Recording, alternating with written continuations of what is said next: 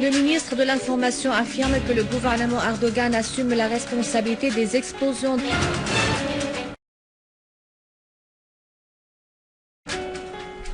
Les forces de l'armée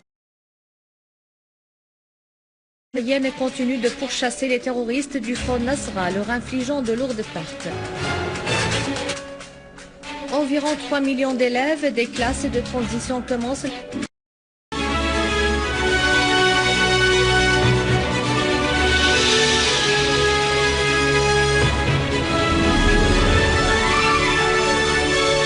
Des armes et des terroristes vers la Syrie. Et c'est pourquoi il assume la responsabilité morale et politique directe envers les deux peuples turcs et syriens, et ce, à l'ouverture d'un culte intellectuel et politique dans la bibliothèque d'El Asamas.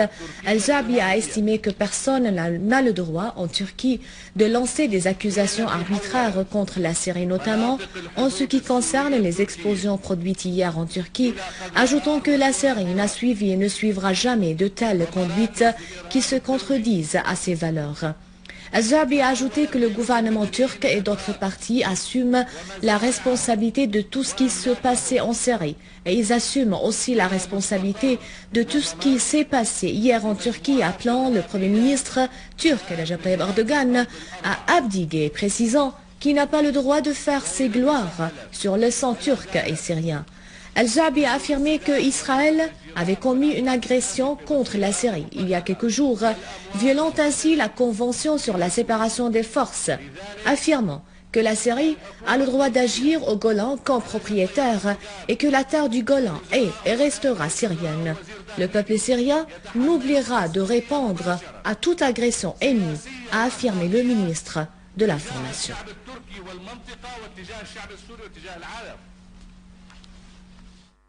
وإذا أراد أردوغان أن يذهب إلى لقاء الرئيس الأمريكي.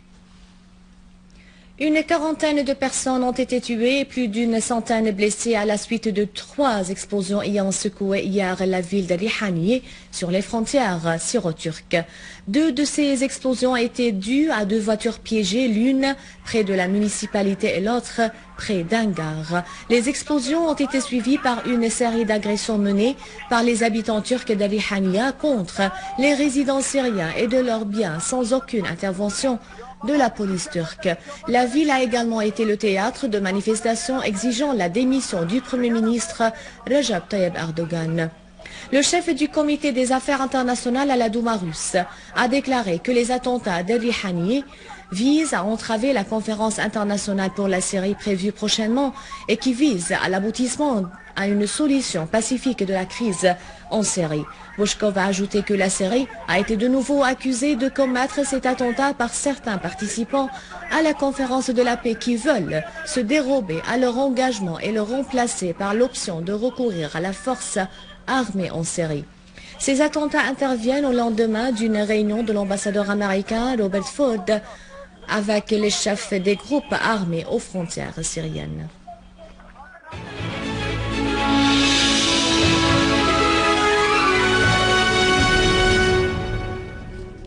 3 millions d'élèves syriens des classes de transition ont commencé aujourd'hui leurs examens finaux en Syrie. L'année scolaire prend fin malgré les menaces des forces de l'obscurantisme ennemies de la science, du progrès et de la connaissance. Le ministère de l'Éducation nationale a terminé les préparatifs nécessaires à la tenue des examens dans des meilleures conditions. De grands efforts ont été déployés visant à prévenir tous les obstacles qui pourraient entraver l'avenir des enfants de la Syrie. Le secteur de l'éducation nationale a été exposé cette année scolaire à de nombreux défis ayant ciblé la poursuite du processus éducatif dans ces diverses institutions. Les directions régionales de l'éducation œuvrent à fournir l'aide appropriée à tous les étudiants afin de mener à bien leurs examens et afin d'assurer le bon fonctionnement des examens à tous les niveaux malgré le terrorisme ciblant des écoles et les établissements d'enseignement public et privé.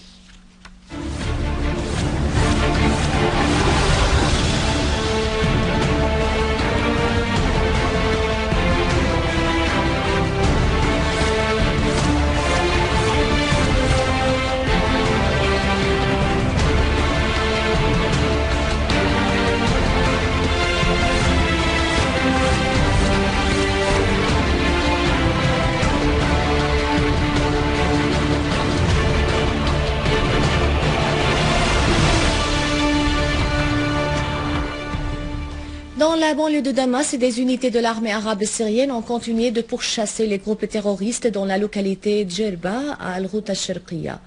Les unités de l'armée ont progressé à travers 3 axes et resserré leur contrôle sur la région de Abada, Al-Abada et ses fermes afin de couper l'alimentation des groupes terroristes et rétablir la sécurité et la stabilité dans toute la région.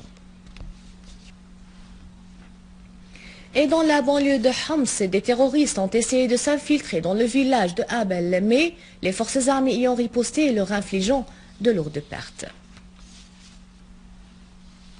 Et dans la banlieue de Daraa, des unités de l'armée syrienne poursuivent la purification de toutes les régions proches de l'autoroute internationale Daraa-Damas, à la suite de la liquidation d'un grand nombre de terroristes qui perpétraient des actes de vol et de pillage dans le village de Khirbet Ghazali.